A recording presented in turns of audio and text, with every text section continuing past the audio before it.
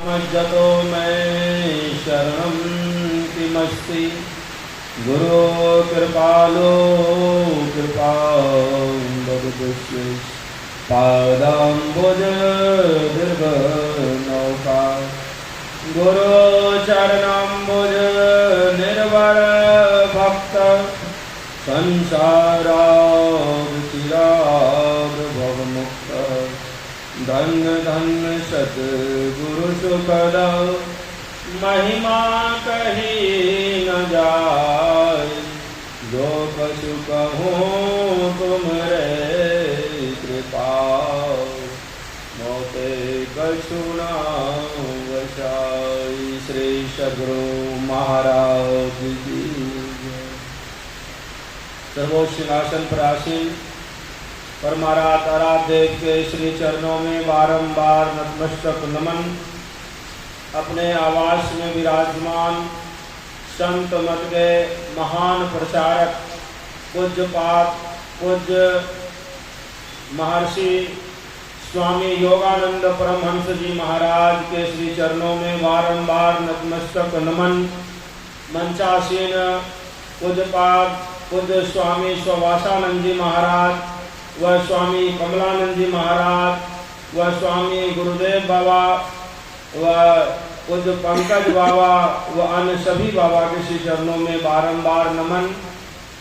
आप जो भी तमाम सत्संग प्रेमी महान भावों माता बहनों यहाँ विराजमान है और जो जहाँ सुन रहे हैं आप सबों के भी श्री चरणों में बारंबार नतमस्तक नमन। निवेदन है कि एक बार आस्था और विश्वास के साथ बुलंद आवाज में गुरु महाराज का जयकार करें। जो जहाँ सुन रहे हैं वहीं से, ताकि हम आपका मुख वाणी मन अंतःकरण वातावरण सब पवित्र हो जाए, आनंदमय हो जाए और ब्रह्म में अनुभूति प्रदान करने लग जाए। तो एक बार सबको तैयार हो जाइए, बोलिए प्रेम से श्री सद्गुरु महाराज की। बड़े सौभाग्य की बात है कि हम आप सत्संग में बैठे हैं। आइए, बगल में ही हिमाचल है जो भगवान शिव जी का ही निवास स्थान कहलाता है ना, कैलाश पर्वत। एकदम देखिए शिव जी का भी एकदम कृपा एकदम है कि एकदम वर्षा हो रही, पूरा एकदम वर्षा में एकदम शांतमय वातावरण, एकदम शुद्ध पवित्र वातावरण में हम लोग बैठे हैं। अब पाठ सुन रहे थे भोला बाबा का ही। भोला बाबा के पास पूछने गए हैं ब्रह्मा जी, हम लोगों को अगर 2-4 बाल बच्चा है तो उसके भविष्य की सबको चिंता रहती है नहीं, कि बाल बच्चे को क्या खिलाएं क्या पिलाएं, कैसे पढ़ाएं, कैसे एजुकेशन दें ताकि उसका जीवन आनंदमय और सुखमय है। उसी प्रकार भगवान ब्रह्मा जी जो ये सृष्टि की रचना किए हैं तो हम सभी उनके संतान हैं।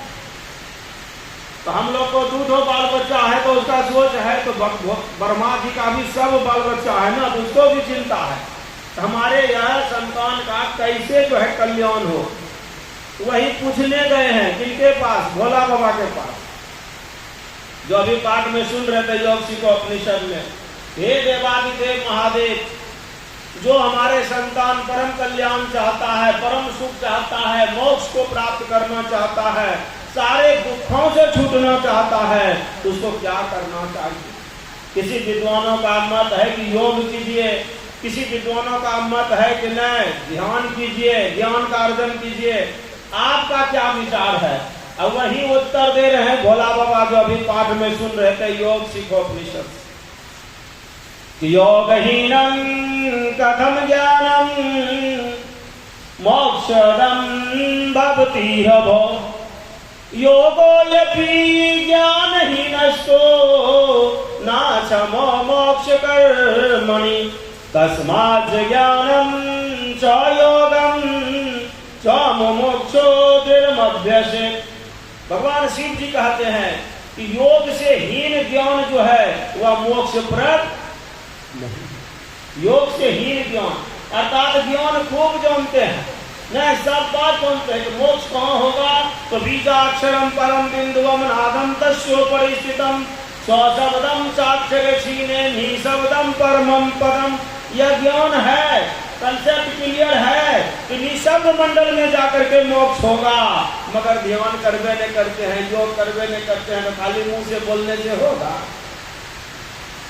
मुंह से बोलने से खाली होगा? नहीं होगा। गोस्वामी तुलसीदास जी महाराज कहने कृपा किए कि बाहर कोटि उपाय करिए, अभी अंतर ग्रंथि न छूटे, माधव मोह फांस क्यों टूटे। इसके लिए योग की आवश्यकता है। योग किसे कहते हैं? शाब्दिक अर्थ में तो योग का अर्थ होता है जोड़ना, मिलन करना, एक हो जाना, इसे योग कहते हैं। मगर योग की परिभाषा भिन्न भिन्न विद्वान भिन्न भिन्न तरह से दिए हैं। पतंजलि योग में पढ़िए तो योग के 8 अंग होते हैं, यम, नियम, आसन, प्राणायाम, प्रत्याहार, धारणा, ध्यान, समाधि। योग की पूर्णता समाधि में होती है। यम किसे कहते हैं? यम के भी 5 भेद होते हैं, सत्य, अहिंसा, अस्तेय, अपरिग्रह और ब्रह्मचर्य, इसे यम कहते हैं। इसी प्रकार नियम है, नियम के भी 5 भेद है, सोच, संतोष, तप, स्वाध्याय, ईश्वर प्राणिनाम। यह यम और नियम के 5 भेद है। जब तक यह दोनों को ठीक ठीक जीवन में नहीं उतारेंगे, सोचेंगे कि हम योग में ध्यान में पारंगत हो जाए, यह कभी होने वाला। गुरु महाराज इसीलिए कहते थे कि कोई व्यक्ति अगर यम नियम का पालन नहीं करता है और सोचता है कि मोक्ष को प्राप्त कर लेंगे, समाधि में पहुंच जाएंगे, तो वह वैसे बात है कि जैसे बैठा है भूमि पर अछूना चाहता है आकाश। बैठा पड़े भूमि पर अछुअन चाहे आकाशा। इसलिए यम नियम को ठीक ठीक जीवन में जब फॉलो करेंगे, जीवन में उतारेंगे, तब उसके बाद है आसन। आसन भी अनेकों प्रकार का आसन है, 84 आसन। मगर श्रेष्ठ आसन कौन है? तो संत मत में 2 आसन बताया जाता है। 1 नंबर में उग्र आसन, जो चुकू मुकू बैठते हैं, और दूसरा होता है सुखासन। मगर आप पढ़िए सत्संग योग में गुरु महाराज लिखे हैं कि सिद्धासन आसीन, सिद्धासन के समान संसार में दूसरा कोई आसन नहीं है। मगर संत मत में नहीं बताया जाता। क्यों? लिखा गया है, गुरु महाराज को पसंद है तब न लिखे, मगर साधना के समय, दीक्षा के समय नहीं बताते। क्यों नहीं बताते? किसका डिमेरिट पॉइंट है। हमारे संत मत में सबों को एक समान दीक्षा दी जाती है। जो सिद्धासन में सबको दीक्षा दे देंगे, तो जो बाल बच्चे से अभी परिवार निर्माण कार्य से निवृत्त नहीं हुए हैं, तो वह जो है वह आसन में बैठ के अभ्यास करेंगे, तो उनकी प्रजनन क्षमता नष्ट हो जाती है। इसलिए वह नहीं बताया जाता। मगर जो परिवार निर्माण से पूर्ण हो चुके हैं, जिनके जीवन का लक्ष्य अब साधना ही है, वह सिद्धासन कर सकते हैं। इसलिए गुरुनाथ सिद्धासन आसन समकायो यथा सुखम। सिद्धासन के समान कोई आसन नहीं है। आसन के बाद है प्राणायाम। श्वास की गति को स्थिर करने की क्रिया को प्राणायाम कहते हैं। श्वास की गति कैसे धीमी होगी? विद्वानों का मत है कि बैठक 12, चलत 18, सोबत पूरे 30, मैथुन में 64 चले, तब भजियां जगदीश। बैठक 12, जब बैठ करके साधना करेंगे, बैठने क्रम में सांस की गति जो है 12 बार चलती है मिनट में। चलत 18, चलने लग जाएंगे, 18 बार चलेगी। लेट जाएंगे, 30 बार सांस की गति स्पीड हो जाती है। और मैथुन में 64 चले, शरीर से हार्ड वर्क करेंगे तो 64 बार चलने लग जाती है। तो सांस से भी हमारा उम्र क्षय होता है। तो सांस की गति धीमी कैसे करेंगे? तो जब नासाग्र में गुरु इंगित स्थान पे, वहां जब अपने दृष्टि को स्थिर करने की कोशिश करते रहेंगे, तो हमारे गुरु महाराज लिखे हैं कि गंग जमुन सरस्वती संगम पर संध्या करो नित भाई, प्राण स्पंदन बंद हो जाई, मनहु तजय। वहां का जो है पूर्ण प्राणायाम में प्राण का निरोध हो जाता है। प्राणायाम, उसके बाद आता है प्रत्याहार। प्रतिहार करते बैठते हैं साधन करने के लिए, ध्यान करने के लिए, मन भागता है। धरती पर कोई ऐसा आदमी नहीं है जो कहा दे कि अभ्यास के आरंभ में उसका मन नहीं भागा है, सबका मन भागता। मगर हम बैठे हैं किस लिए? मन भागेगा खींच के लाएंगे, मन भागेगा खींच के लाएंगे। गुरु महाराज यही बताए कि जहां जहां मन भगी जाए ताही कहां से तत्क्षण फेरी लगाइए में आपन, ऐसे ही करी प्रतिहार धारणा। इसी क्रियाक्रम में प्रतिहार, मन भागेगा खींच के लाएंगे, थोड़ा देर रुकेगा, उसी का नाम है धारणा। और जब देर देर रुकेगा उसी का नाम है ध्यान। ध्यान की पूर्णता होती है समाधि में। समाधि दो प्रकार की होती है, एक संप्रज्ञात समाधि और दूसरा असंप्रज्ञात समाधि। संप्रज्ञात समाधि किसे कहते हैं? भगवान श्री राम ने हनुमान जी को बताएं तो ब्रह्मकार मनोवृत्ति प्रबाहो अहंकृतम विना संप्रज्ञात नामायाम चादाभ्यास प्रकर्षते। या ब्रह्मन की मनोवृत्ति जब ब्रह्मकार हो जाए वह स्थिति को संप्रज्ञात समाधि कहते हैं।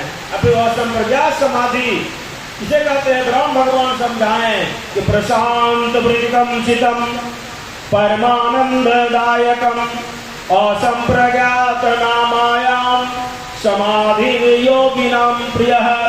योगियों को असंप्रज्ञात समाधि बहुत प्रिय है, इसलिए बहुत महात्मा सब परे रहते हैं असंप्रज्ञात समाधि में। यहाँ योग की पूर्णता होती है, तो इसीलिए कहा गया कि ज्ञान बिना ध्यान नहीं, अध्यान बिना ज्ञान नहीं। दोनों एक दूसरे का पूरक है। तो समय का अभाव है, मैं अपने वाणी को यहीं विराम देता हूँ। सबको मिलकर एक बार जोरदार स्वर में गुरु महाराज का जयकार करें। बोलिए प्रेम से गुरु महाराज की। श्री सद्गुरु महाराज की जय। वंदो गुरुपद कंज कृपा सिंधु नररूप हरि महामोहतम पुंज जासु वचन रवि करो।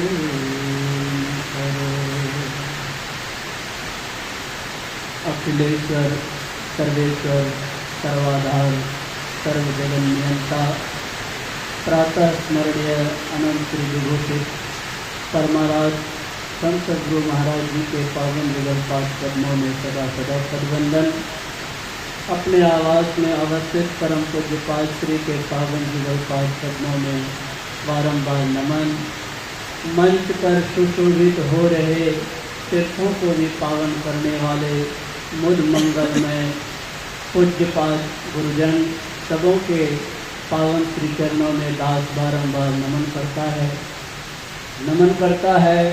इस पवित्र धराधाम पर सबसे पवित्र काम करने हेतु पधारे हुए सत्संग प्रेमी महानुभाव सदात्माओं माताओं तथा भक्तिमती बहनों को भी अभी हम लोग सुन रहे थे योग के संबंध में। योग के संबंध में हम लोगों ने सुना कि योग कहते किसे हैं। योग का अर्थ सुन रहे थे जुड़ना, युक्त होना, लेकिन यहाँ पर संशय की बात कही गई है कि क्या हम लोग जो चाहते हैं, जो हमारी अंतिम चाहना है, उस चाहनाओं का पूर्ति किससे होगी?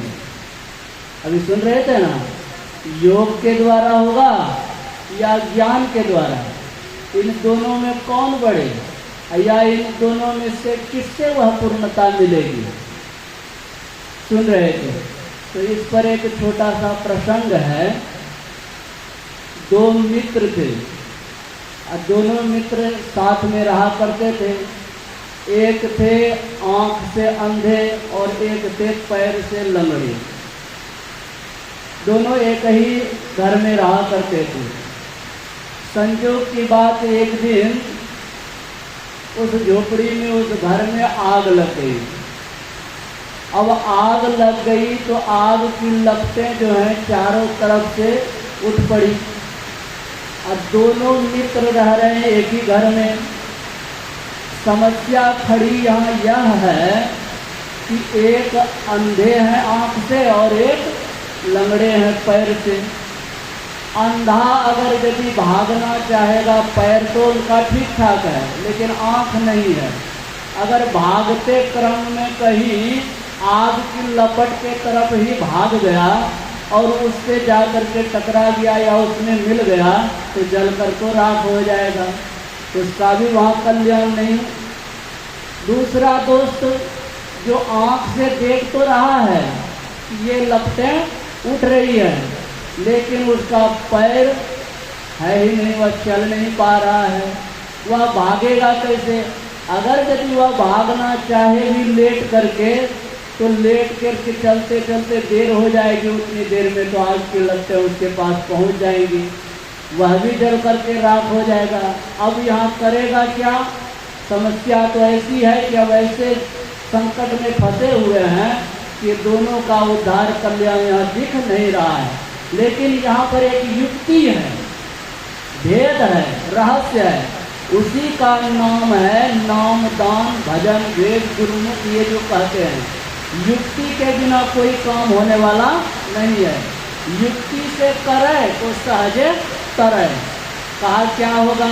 तो दोनों जो थे ना सत्संग को सुना करते थे, और सत्संग को जो सुनते थे सत्संग की बातें दोनों को याद आ गई। कहा क्या?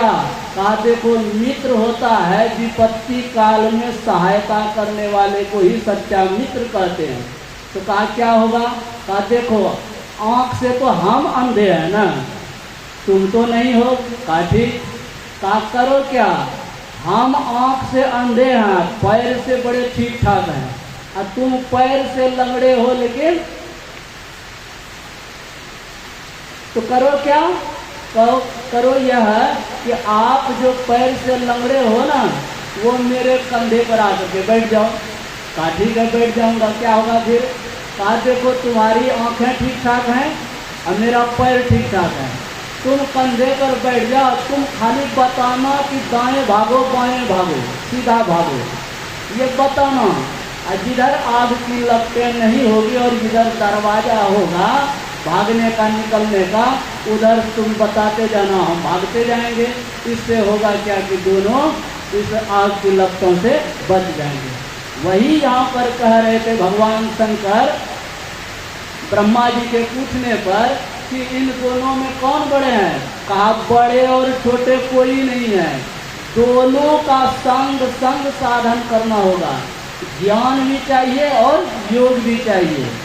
योग और ज्ञान दोनों को जो साथ रखता है वही निर्वाण को प्राप्त कर सकता है। निर्वाण का अर्थ होता है परम शांति, परम सुख, परम कल्याण। आप तमाम सत्संग प्रेमीगण बैठे हुए हैं, क्या आप नहीं चाहते कि मेरा परम कल्याण हो, मैं परम सुख को प्राप्त करूं, मुझे परम शांति मिल जाए? वह शांति जो जीवन में आ जाए फिर दोबारा जाने का नाम नहीं ले, उसी को कहते हैं परमानंद। जिसको परमानंद की प्राप्ति हो जाएगी उसको फिर उसके अंदर मांग क्या रह जाएगा? रहेगा कुछ नहीं, कोई मांग नहीं रहेगा। और यह बात होती कहाँ है? अभी हम दीपक बाबा से सुन रहे थे निशब्दम परमम पदम में। वह निशब्दम परमम पदम कैसे होगा? तो पूज्य बाबा से सुन रहे थे गली जोग न होई, एक दृष्ट कर संकर जाने जोगी कहिए कोई। वह दृष्टि की धाराओं को जहाँ पर टिकाना चाहिए वहाँ पर जो टिकाएगा, बिंदु ध्यान करेगा, नाद ध्यान करेगा, और बिंदु नाद ध्यान के सहारे निशब्दम परमम पदम परमात्मा में अपने को युक्त कर देगा, उन्हीं का परम कल्याण होगा, अन्यथा किसी का नहीं। और ये रहस्य संत मत में खास तौर पर मजबूती के साथ बताई जाती है। इसलिए आप सबों से विनम्र प्रार्थना है कि संत मत के सत्संगी अनुयायी बनकर पूज्य पाद श्री आए हुए हैं, उनसे नाम दान भजन भेद ले करके अपने जीवन का परम कल्याण करें।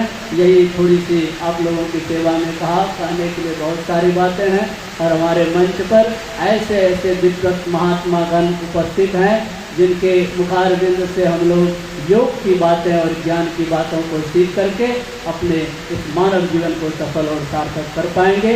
बोलिए प्रेम से श्री सद्गुरु महाराज की जय। श्री